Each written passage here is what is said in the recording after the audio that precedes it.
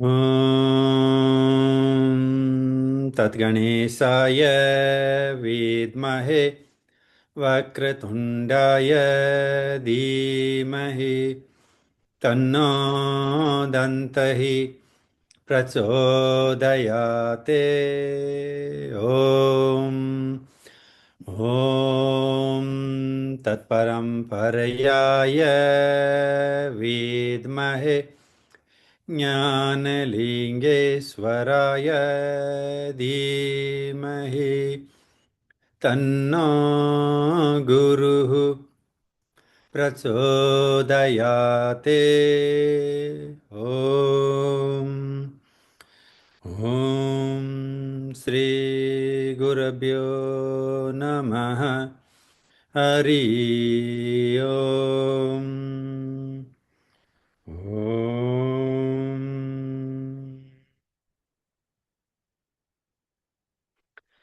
Okay, so in the previous lesson we talked about the Hatha Yoga, and then we have discussed on the Bhakti Yoga.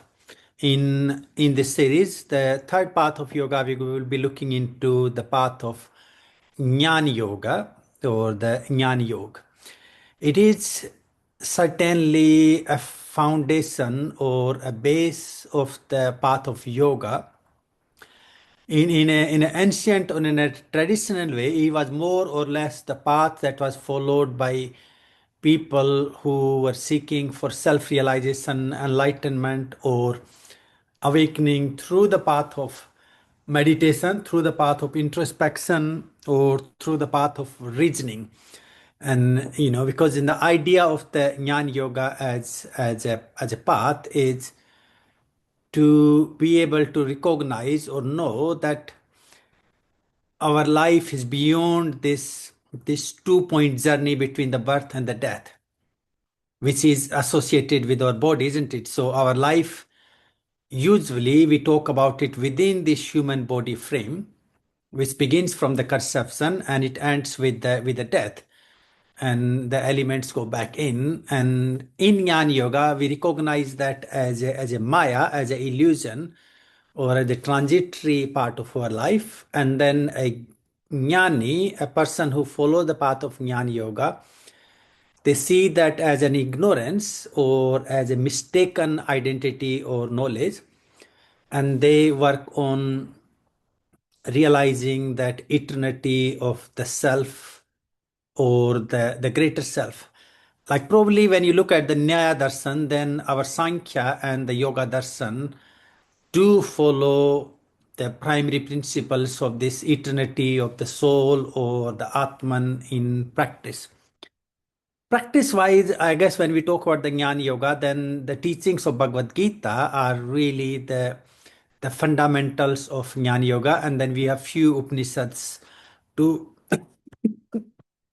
sorry to follow the practice. So anyway, let me bring the slides so you can catch up some of the words I'm using. Hopefully it will become a little bit easier.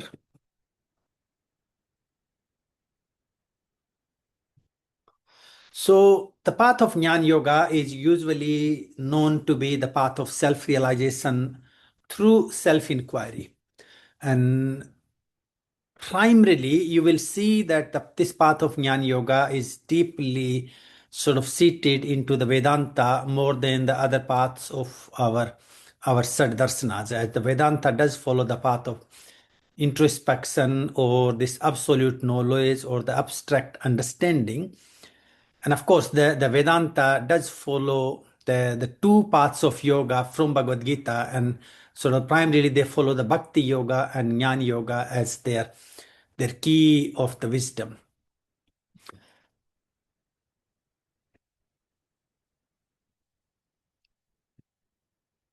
So to begin with, as we talk about, every path of yoga will have its own meaning. So the word jnana translates as the knowledge or the wisdom. Now, here when we use the word, reference it with the knowledge or the wisdom, I know it's a very limited way to transcribe it from the Sanskrit to English. So the word knowledge or wisdom, we're not talking about the wisdom of or the knowledge of what we think in our day-to-day life, knowledge of the science, physics, history, chemistry, or how intellectual we are, or how unintellectual we are. So this is not about that knowledge or that wisdom.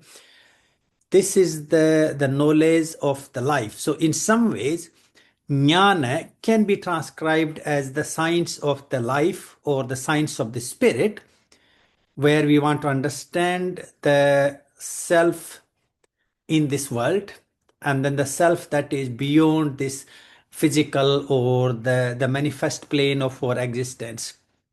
And the yoga is sort of, probably we talk about it quite a lot, as a path, as a means, as a goal. Typically will be described as the union or the oneness. So the Jnana Yoga means realization or oneness with that absolute wisdom, the absolute knowledge, which is the eternity of our soul. So every time we're referencing the word jnana or the jnana yoga, we're not talking about the knowledge, intellect, or wisdom. We are talking about the knowing of the self itself, knowing of the Purusha, knowing of the Paramatman, and then knowing the oneness, that they both are one in eternity. So typically, as a practice, the Jnana Yoga path includes the Swadhyaya, which will have the studying, knowledge, contemplation, meditation on these wisdom ideas, the satsang, like what we are doing today, and then the self-inquiry, that inner inquiry. In Jnana Yoga, the highest sort of self-introspection is the inquiry. I believe you would have heard in so many places the koham, who am I? So that's the abstract of the practices. And through meditating, through that self-inquiry, we attain this knowledge or knowing of the Atman or the Purusha directly through the practice. So like, unlike the Nyaya and few other darsanas we discussed, where we are talking about the knowledge and knowing it, while in Jnana Yoga, Atman, this principle of the eternity of the Atman is not just what you know. Through the practices given to us, we can experience it, we can know it directly through our own cognitive or the supercognitive uh, experience, I guess. Now, and typical sort of topics that we look into Jnana Yoga, that is worth to contemplate. So the very sort of the top principle is the principle of the duality, the dualism and the non-duality. Now the Jnana Yoga parallelly have the both the streams or the two groups of people who follow Jnana Yoga. So in the Dvaitavad, in the dualism, they actually look at the self and the supreme self, the Jiva and the Paramatman, as the two separate identities. And then in the non-duality, Advaitavad or Advaitism, then in that one, they look at the one, the self and the supreme self as the one identity. So they're not separate. And think of the drop of the water and the ocean. It's a perspective, isn't it? So you can say that the drop of water and the sea are the two separate identities. But that is if we are looking at it from the perspective of the drop, isn't it?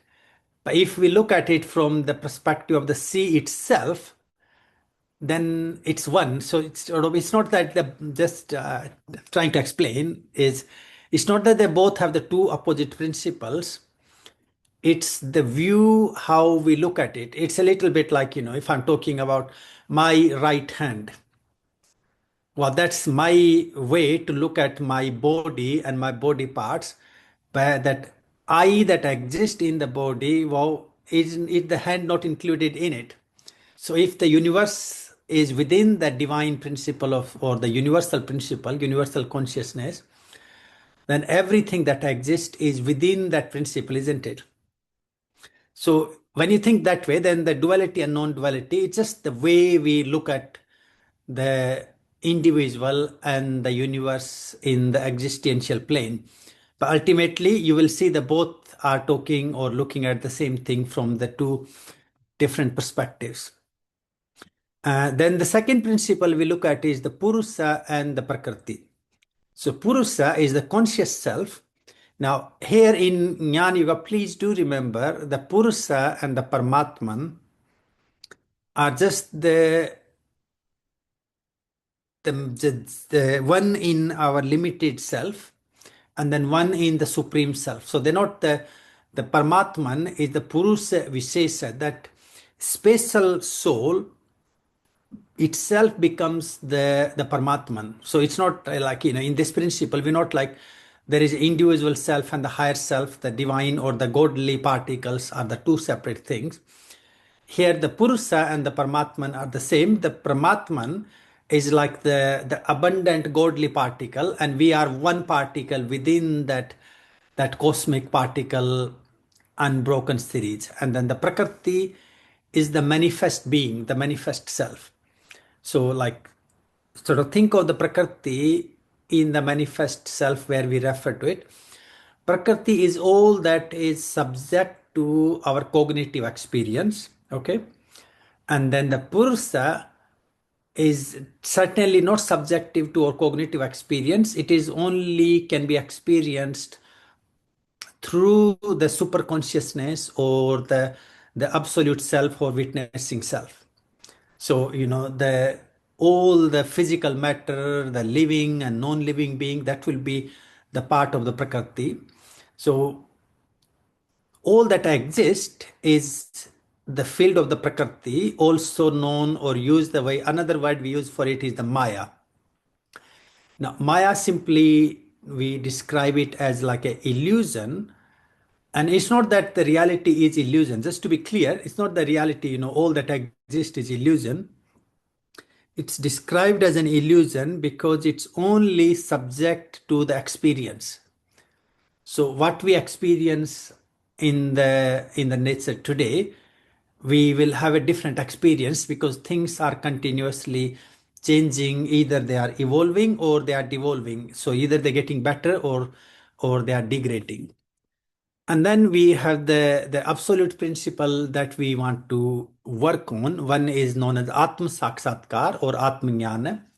That's the state of self-realization. And that's what we are referring the word Jnana Yoga to. Jnana Yoga is that knowing of that absolute self, Atma Jnana.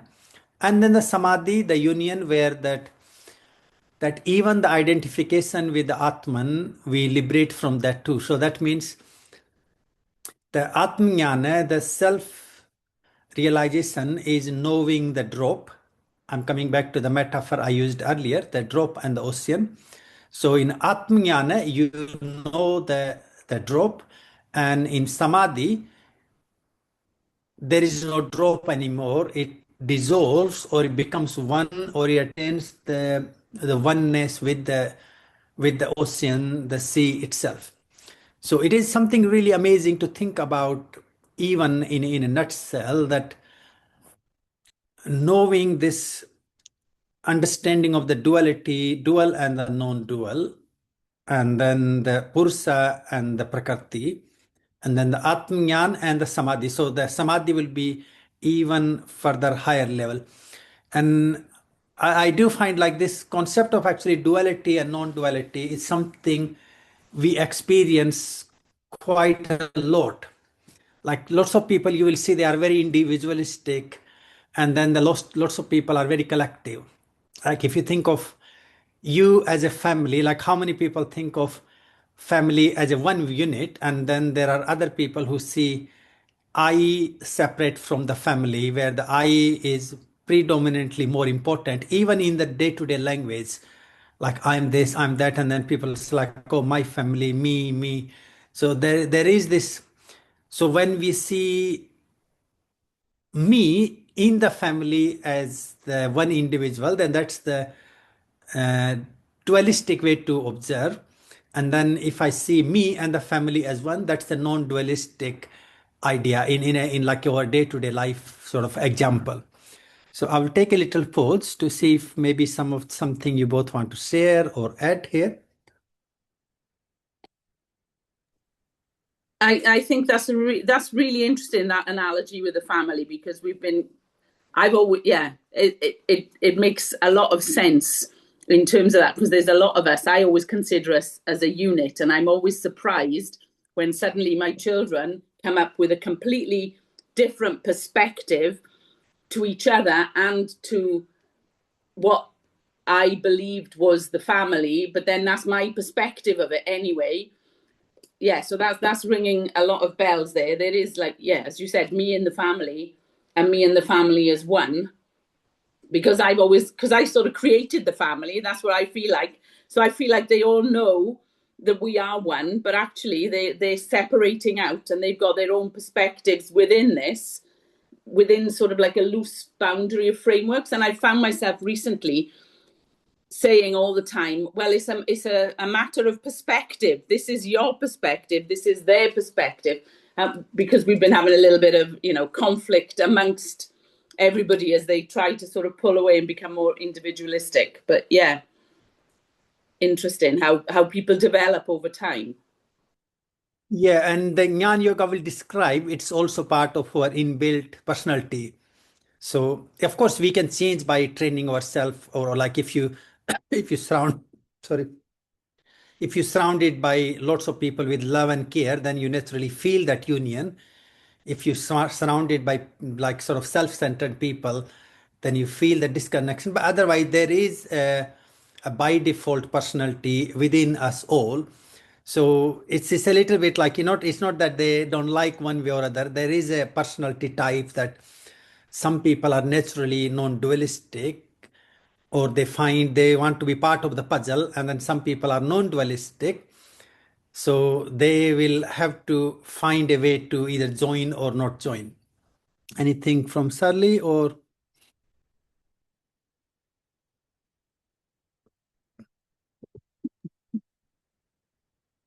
Sorry, yes, I can relate to that very much too. It's that dilemma, isn't it, between um, letting go, I suppose, allowing people to make their own mistakes and grow through their mistakes as well. So sometimes that's difficult. But Mm. I love this, and I remember on the teacher training course many years ago now, and this was my favorite thing. And I guess it's that feeling of you don't look into yourself very much at all, and it really taught me to look deeper, and it was quite powerful.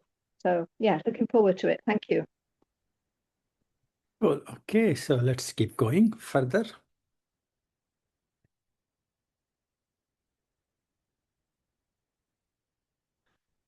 So then the first thing that we need to deal with is this idea, or like sort of really this is the by default, I would say, like this is by default we are born with, or we are identified with, and we identify ourselves with our living self, isn't it? And I'm referring to the living self, to that personality that we acquire, and that will acquire our physical body, our psychology, our habits, our samskaras, and all of that, that sort of identifies, or we identify with that. And of course, our world identifies with that too. So it's a little bit like, like if my kids are thinking of me as their father, well, really, they are talking about the me that is in this physical body, isn't it? So, so in a way, that identification of that I, that individuality with this body, with this physical self, is described as the ajnana or avidya. And this is what, if you think of what separates the individual from the divine or the higher self, in the Upanishads, they describe that in the non-dualistic perspective, the Purusha and Paramatman are one. So each of the Purusha is the fragmented particle of the higher self itself, but still we are in that unbroken chain, or unbroken, ever expanding sort of space of the supreme consciousness, the God particle or the divine or the Paramatman. But each of this individual self is in enclosed in its own identity, and that identity is described by our very much physical self, our body appearance, color, eyes, and shape of this, that, and all of that. So that's in the yogic, or this terminology they call it the birth, janma. So our first identification is with janma, and janma is what's our janma is describing, the physical, our genetic appearance. And then we got the jati, that's our second identification. So here we got our social identification, like the caste and the race, like whatever. I know in our Western sort of idea now, that's not really much of the thing that we look into, but still we all have the surnames, and there is a title behind each one of our name. So there is that the genetic tree that we associate ourselves with. I quite like the genetic tree, or what they call the historical tree they do with the genetics now. So we do have that genetic tree that we associate ourselves with. And then we got our what we call the karma and samskaras. So this is your all that you do and all your habits, your behavior pattern. So you can call it your psychological self. So that's the another way we identify ourselves. And then we got the negative identifications. The one is with the asmita, that I-ness, my way. And then we got the ahankara, that ego way. Again, this ahankara is usually looked at as a negative one, as we identify, you know, the ego, that is a pleasing self, like what brings joy to me, what is right for me and what is wrong for me, has nothing to do with actually what is good for everybody and what is bad for everyone. So that's sort of what ego defines here. So in this Jnana Yoga wisdom, that Purusha and Paramatman are the unbroken particles of the Supreme Consciousness, but because this Purusha is enclosed in the cell of our body, our cell of our mind, our psychology, our karma and samskaras, and that's what separates it from the universe. And I was actually listening somebody a few days ago, and I really like that metaphor. Is think of if you fill the water in a pot, in a clay pot, and put a lid on, and you put that back into the ocean. Now you see the water that you have filled into the pot is coming from the ocean, isn't it? So you have taken it from the sea, and now the pot is merged into the sea, but because of the wall of the pot, then we describe it, there is a water in the pot and there is a water outside the pot. So this layer, the pot is that layer of our karma, samskara, our limited cognition, or seeing that self, the jiva, associated with the body. And that's what we know as ajnana, or the avidya, ignorance or lack of the proper knowledge. So it's such an amazing sort of, I guess, the definition here. I'm not sure. Are you all both getting kind of some reason I feel? No, you're not. Actually, okay. I thought like, have I been frozen for a minute? Yeah, so that is what really, in a sense, what ajnana or avidya is being caught up into this limited perception. This is what Krishna describes is what this ajnana does, because we are identifying ourselves with the material, with the objects. Well, then anything that exists in the material form is always temporary. So we are born, which then is certainly have the other end, which we will be dying. So now the fear of death and fear of losing something is creating all that pain or suffering in life. And when we begin to acknowledge this eternity of our soul or the Atman, then we are freeing ourselves from this limited cognition or the limited knowledge of this body identification. So it is sort of like quite an amazing practice to even have in your perspective, in your day-to-day life. Whenever there is something we cannot answer, by not identifying ourselves with the events or this body, there is already a much more greater answer to our life events, because when we are caught up into this self identification, we are typically leading ourselves either into the victim or the ego, the warrior, isn't it? So either we win, then we feel ego, like I am the one who attains all the success. If we lose, then we become the victim. And this is what Krishna says. So if we get something, we want more of it, and then we eventually suffer. If we don't get it, then we feel disappointed or rejected or dejected, which again leading us into the pain or the suffering. So that is the principle of the ajnana, or the lack of the right knowledge.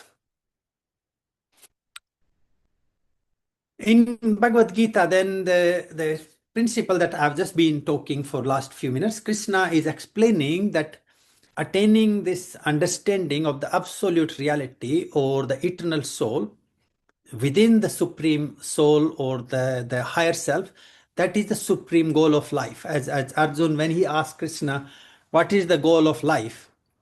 And then he said the ultimate goal of the life is to realize this eternity of our soul.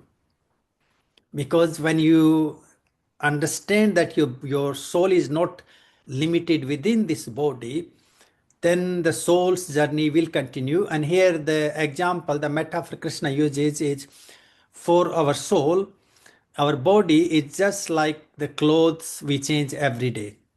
So in the same sort of frequency, whenever our soul realizes that it has done the journey of this life, then it moves on, it changes the body.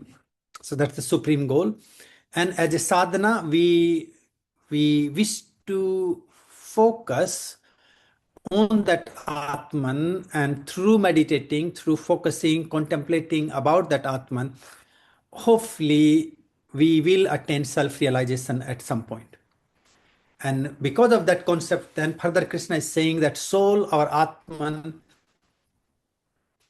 is not subject to the birth or the death. So the journey of the soul doesn't begin with the birth, and it does not end at the point of the death either. It exists eternally. It is all connected, and the sort of simple example he uses, the water cannot wet it, wind cannot blow it, fire cannot burn it, a sword cannot cut it. So that eternity of the Atman, knowing that, recognizing that, is what would be known as the Jnana, knowing this eternity of the self. And it's quite amazing, really, when we think of this eternity of the Atman. I now and then I like to play around and see what would it mean if I was thinking it into the modern technical language. So the way I describe this eternity of Atman, think of your Atman as a subdomain, because a domain have a location, isn't it? Like an IP address or the website have an address. So it's a subdomain, means it exists within the domain of the divine or the higher self. So it is a subdomain, acausal. So all the cause is happening, that's happening within the domain of the universe. So that means the soul itself is acausal. It has nothing to do with all that is happening. A little bit like a character in a drama. It looks like the character is doing lots of drama on the theater, isn't it? But wow, it's really the director who has given the script to the character, and the character on the stage, the lead, even the actors and actresses we see on the screen.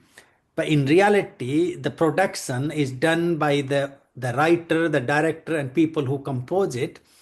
So which we don't see, do we? We only see who is playing the role on the stage. So it's the subdomain of acausal, timeless.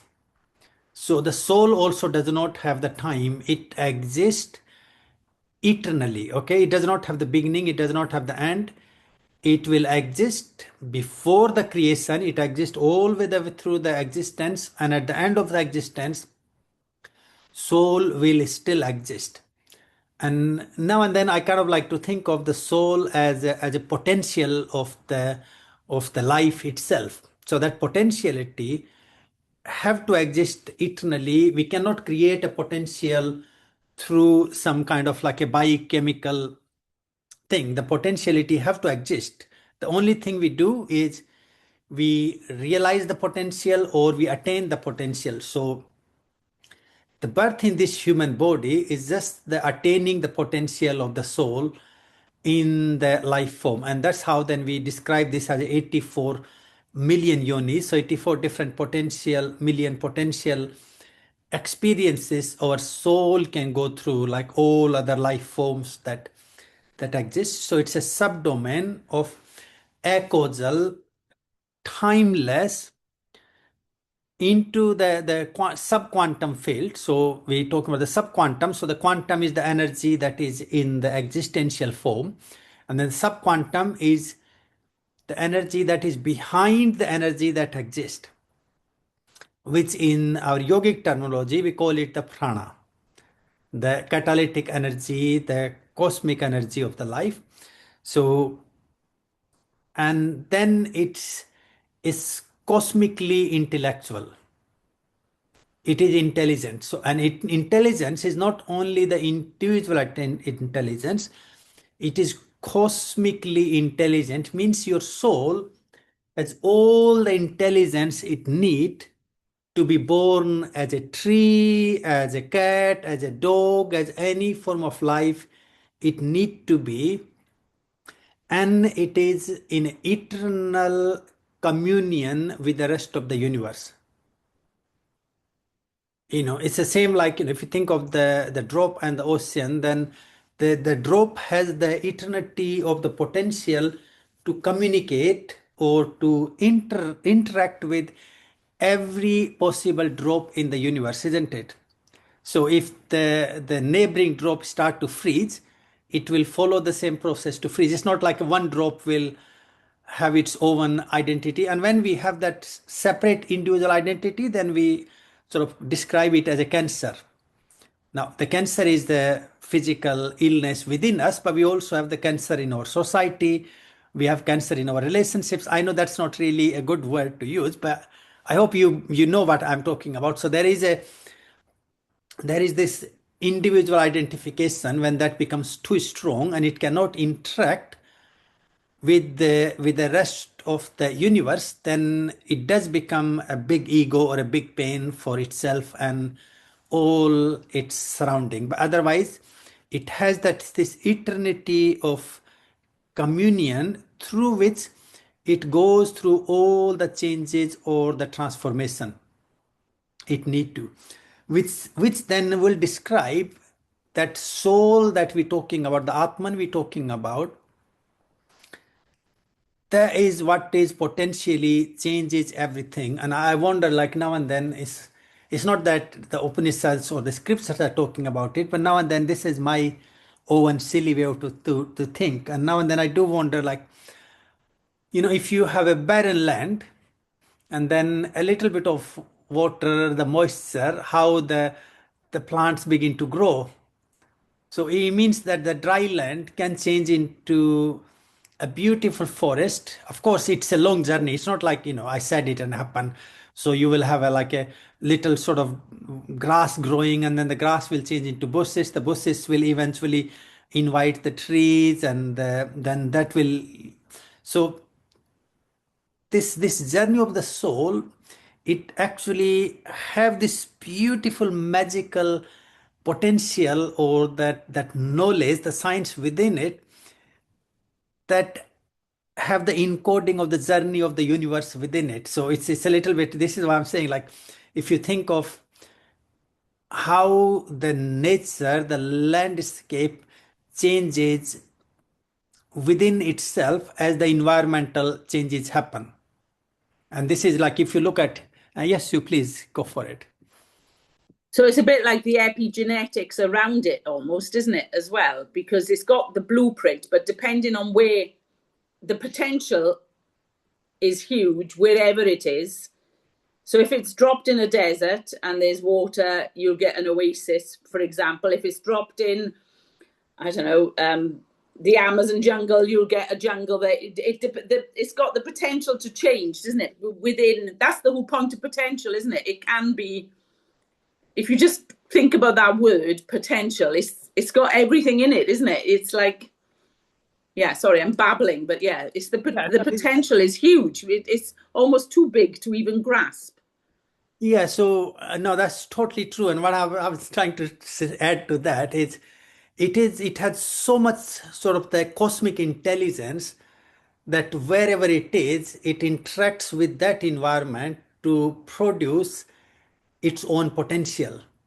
And this is how then when we talk about the 84 yonis of the Atman into the Prakriti, into the manifest form, those are the potentials which our same Atman, it can become a cat, it can become a dog, it can become, I don't know, all sorts of living form. And each living form has such an amazing sort of intelligence to use the matter to become the life. It's amazing to think, how like we use the very physical matter, and that physical matter changes into life. So it's not that life changing into life, is it? If you think of our food, if you think of the air, if you think of every element we take, and that is what is producing the life itself. And that is like actually those building blocks, we take them from the very moment of the conception itself. So it has that eternity of the intelligence, and based on the opportunity, the potential, and it is almost like it does defy this idea of, like so many theories I do hear, like some people say like, oh, the life suddenly appeared on the planet Earth through the, the meteors and all those, like a foreign bodies. It was just, that's how the biological life comes in. Well, like this theory does say that the life exists in the eternity potential. It only waits for the ideal opportunity. So if the ideal opportunity manifests on the planet Mars, then the life will manifest within that potential. We don't have to migrate from the Earth to the other planets. So I hope that's yes, please. So I was just going to say, I was listening to the when they went up onto the moon and they were taught, and they did an interview with one of the chaps, and he became very introspective, and he said it was just amazing that they were on the moon looking down at the planet Earth, and he said there is nothing around us. There was nothing. It was just this beautiful planet that exists from, and they could see it, and it was almost like this moment that he had, which was so spiritual, because he said there is nothing around the earth. It's the only thing that they could see that had this like life on it, and we've been chosen, haven't we? The planet has been chosen to sort of host this, and we are he was reflecting on how we're destroying it and how we're making a mess of it, really, but yeah, the potential it's achieved its potential on this particular planet. Yeah. Well, I think you don't need to say that. So we are very good in messing things up for sure. If the one thing that human beings are like naturally master of, I think that mastery is about how to mess up things for sure. That includes our own health, our own body, our own like, yeah. Anyway, let's not go into that topic. We stick on to the path of Jnana Yoga for today. Okay, so then we moving into the foundation of the practices, the followers. So like if you meet with a typical guru, and he will be assessing you on if we have the qualities of the yoga inbuilt in us. So the very first quality a guru will see or want to know within us is the viveka. So, wow, we got to have that intellectual ability to even contemplate or discuss what we are discussing, isn't it? So, if somebody just gets upset and annoyed the minute you say, like, this body is not all about you, I think, like, probably the 80% people would throw us out of the room if you talk to them anything more than their physical and their psychosocial being as a personality. So we got to have that ability to know that there is something greater. Then the vairagya, it definitely need a bit of detachment or disassociation, because if we are associating ourselves with our physical self or physical world, then we are too limited in that I, me, myself, and me, my world. So then there is no way we can move into it. And then he had the six virtues, the Sat Sampat. The very first one is the Sam, which is the sense of peacefulness or the tranquility, which is actually, if you think of, when we are hyperactive, our mind is over busy, exhausted. The duality is by default our nature when we are tired and exhausted, while when we are peaceful, when we are in a deep moment, what we call I'm in my element. So that tranquility is I'm in my element. So there is a natural connection with the higher self. Then we got the Dham, which is the restraint, self-control, or the discipline, which means you, when you do your contemplation, your practices, your reflection, your study, you are very disciplined about it. Uparati, the withdrawal or the renunciation, which is again comes back to the same thing, is renouncing this relation with the world or the physical self attached with our body, mind, and the sensory organs. Titiksha, which is the endurance or the forbearance. Like, we are usually, we wake up one day and we want to think about life and the soul and the eternity, and then we get busy in, I think, like, it's interesting. I will share what I've been busy last few days is doing my accounts and the taxes, and honestly for like 4 or 5 days I just have very little space to like look back into my practice and sadhana. And that's why I didn't wake up in the morning today, because I was working quite late last night. And yeah, anyway, so you need to have that tiksana, which is the deep endurance or the forbearance, where nothing is deviating us from that contemplative practice. And the sardha, the faith or the trust. Of course, to me, in any form, really, if you want to achieve success, then the faith is really a very fundamental ingredient. Because if I don't even believe in something, how can I be that person? So if I don't believe in even other people, then how can I be with them? And then we have the samadhan, and the samadhan, which is the focus, concentration, or practice. Like sort of Krishna described it like the two types of people. The one are the problem oriented, and then the second group of people are solution oriented. So the samadhan will be the people who are solution oriented. They are the doers. So it means like you're not only reading and listening and thinking, you actually also going to live that principle. So these are the key sort of qualities that we need to have to achieve success on this path. The key, so, or the core of the practices, the first practice is the sravana, the listening, hearing, and studying. And sort of like, I guess it is the, how do we acquire the knowledge? We got to listen the guru, we got to also either read the books, or so we got to find the source. Now whatever we listen, then we do the manan, which is the contemplation, reasoning, or thinking about it. So it's a little bit like we're talking about the me into my body self and me into my eternity self. So thinking about like looking at my life into this physical body, and then knowing this journey within that of my experiential, my conscious self. And then Nididhasan, that is the meditation practices on the ultimate truth or the ultimate vows. It does have the ultimate sort of meditative tools of its own, known as the four Mahavakyas. So these are the ultimate meditation practices, or the concept we meditate on. So the very first one is the Prajna Nam Brahma. The Brahman, or the supreme reality, the supreme consciousness from the Atreya Upanishad, which is sort of the way I always visualize is the concept of the Hiranyagarbha, which hope we have done several times. I would have explained it in some of the meditation practices in our morning sessions. So this golden womb, so if the Brahman is that golden womb and we are the little particles within that universe. And now even I was actually watching a documentary on our expanded universe, and they say that there is an edge to the universe we live within, and that edge is being closed.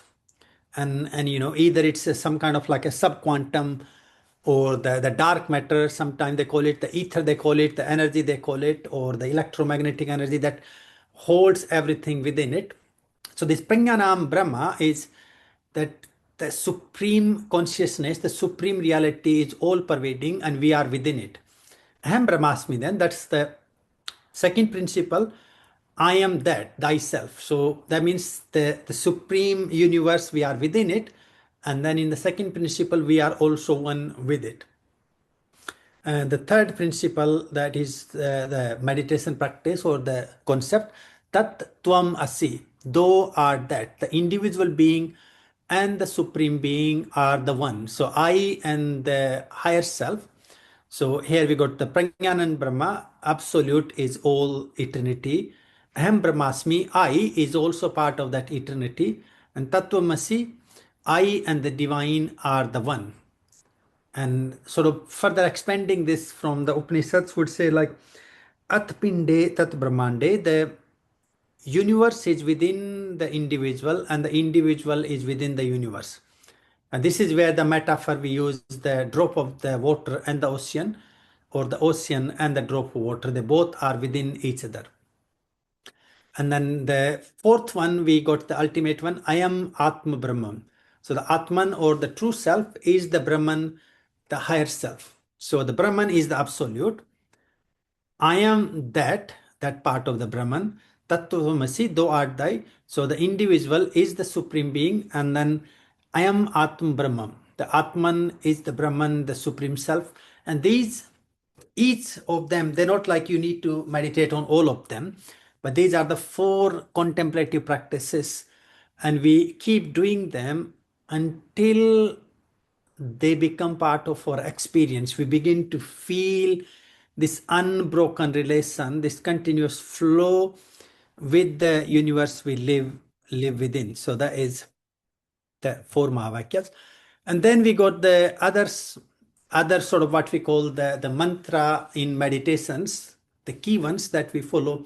Sivoham, I am the pure eternal spirit, like we do Sivoham, Sivoham. Like lots of monks, they actually, whatever they say, they always do Sivoham, Sivoham, Sivoham.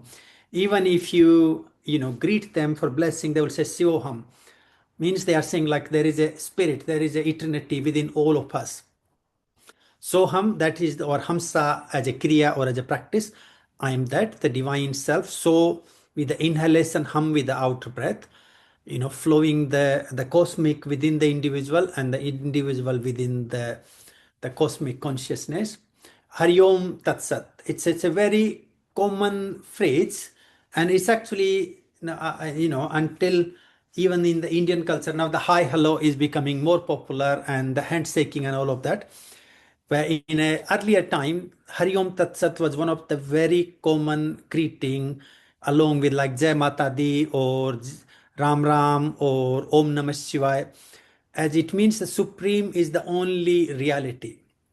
And I do find, whenever I'm not sure of the answers, then I do say this Hari Om Tat Sat, because there is a divine truth, Sat Chit Ananda, which is again another really beautiful practice of meditation contemplation.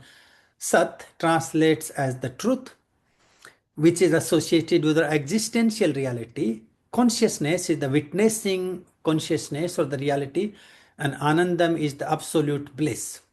And the way I do this practice in meditation is focusing into the sacred area to connect with our life principle, into the heart to connect with the conscious principle, and then the crown is to connect with the divine principle. Maybe in the tomorrow morning practice, either we will start or close with this principle, the mantra Om Shanti Shanti Om.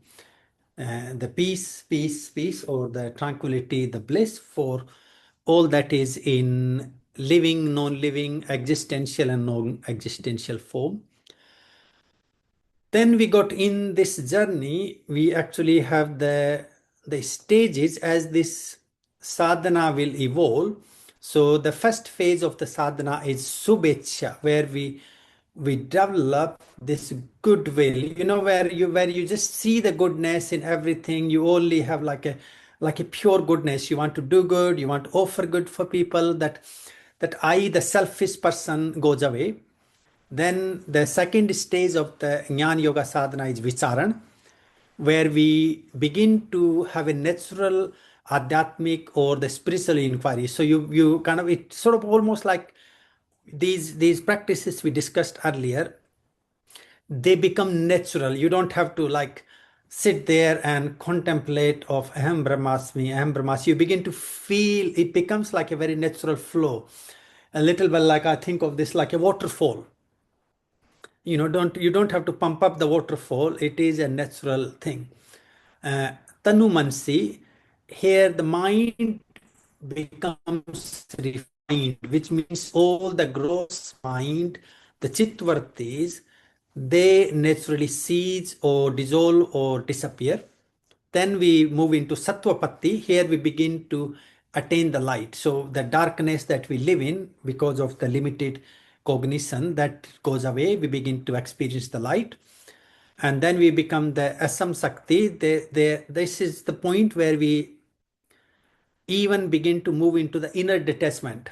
So you got the outer detachment, which is disassociating with the outer world to go inward, and then also detaching with the inner self, that is your mind, your ego, and your conscious self, which is practicing, which leads us into the next phase is Adhyatma Bhavana, which is the spiritual vision. You can call them, these are like the what you call the special qualities we develop, like precognition and all those super conscious powers. So here we have the spiritual vision, and then finally we have the Turiya, which is a complete freedom, a wholesome state of self-realization. And in this state we attain self-realization, we attain samadhi, we attain kaivalya, we become liberated from the journey of the life itself. And on that note, we come to the end of that slideshow. So it is quite a path really, and I do feel as quite like the way Krishna says that the Jnana Yoga definitely is an essential path of any other yoga path we take. And the example Krishna used, he said, if you don't have the knowledge, then how do we know what happiness really means? Or how do we know what is good and what is bad? Or how do we know what is to be done and what is not to be done? So the path of Jnana Yoga also provides us that basic knowledge or the basic fundamental understanding of life, the psychology, and then how to deal with our lower and our higher self simultaneously to work to progress on our spiritual journey. So that's the path of Jnana Yoga. If you have any questions or anything to add or share, please go for it.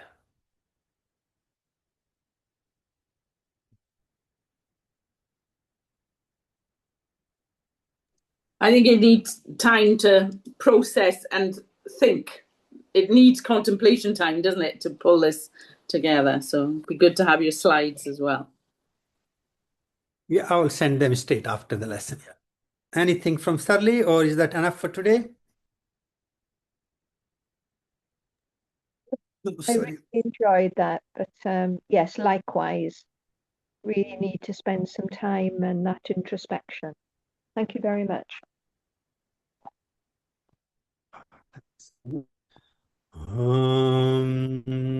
Loka samasta sukhino bhavantu sarve janaha sukhino bhavantu. Om Shanti Shanti Shanti. Om. Namaste, everyone. See you all for the next lesson. Namaste.